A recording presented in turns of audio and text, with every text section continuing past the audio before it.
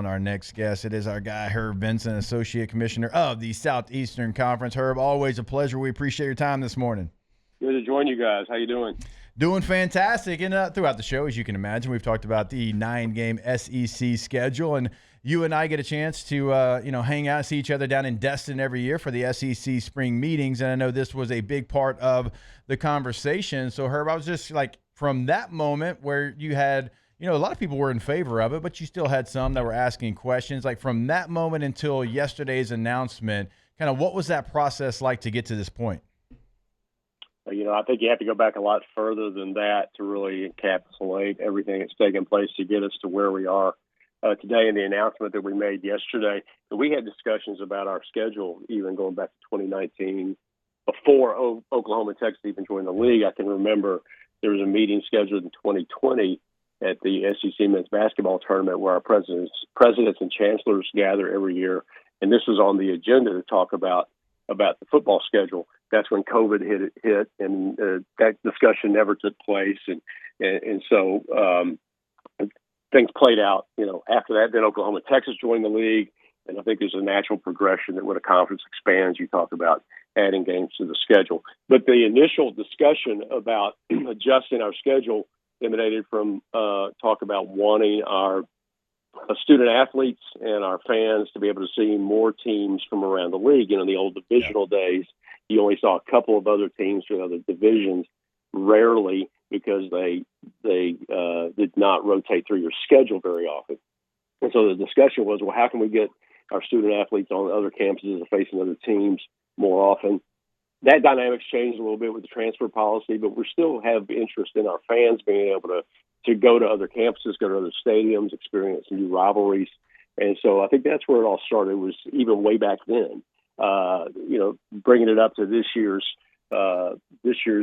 spring meetings, I think we had some healthy discussions there, a lot of discussions between the ADs themselves, separately with football coaches, together football coaches and athletics directors, and then conversations just continued after that. So I think it was an important announcement yesterday. I think it was a look to the future for our athletics directors and our presidents and chancellors, and I think it's good for SEC fans. Yeah, Herb, we kind of reading, there's been a lot of discussion, certainly on this show and other shows, and just kind of around the SEC about, like, with this new scheduling, there is going to be 3 common opponents for every team. They're going to play every single year. I want to kind of know how that decision-making process is going to kind of unfold, and will each individual team have some sort of input in that final decision?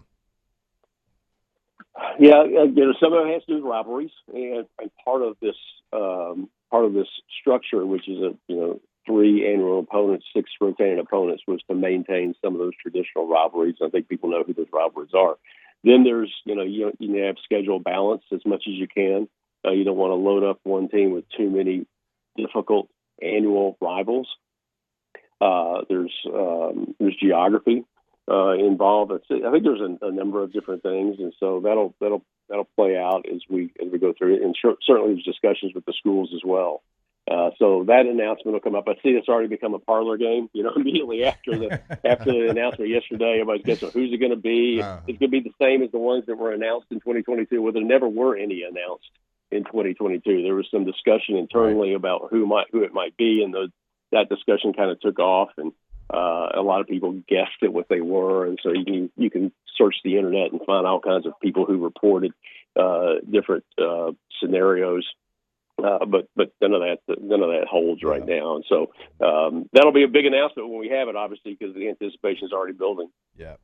Yeah, without question. I mean, we've certainly talked about it here today, and Flynn and I talking about teams that we had, great games against when we were playing for LSU, and you don't want to see those go away. But I guess the question is, like, when you look at those things, it's hard, because, like, do you go to recent memories of, like, the last 10 years, last 15, last 20 years of teams that have played and now they're memorable games, or do you go back 100 years? Just like how far do you kind of go back in the thought process of these two teams playing each other because of the history between the two teams?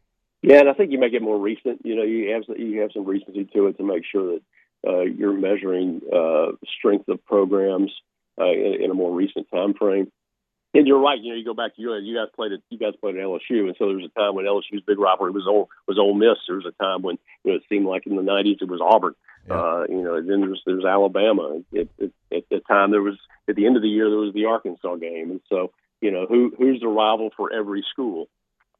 And one of the things we're not calling it is permanent opponents because we'll take a certain time period and then relook at it. And those annual rivals could change over the course of time.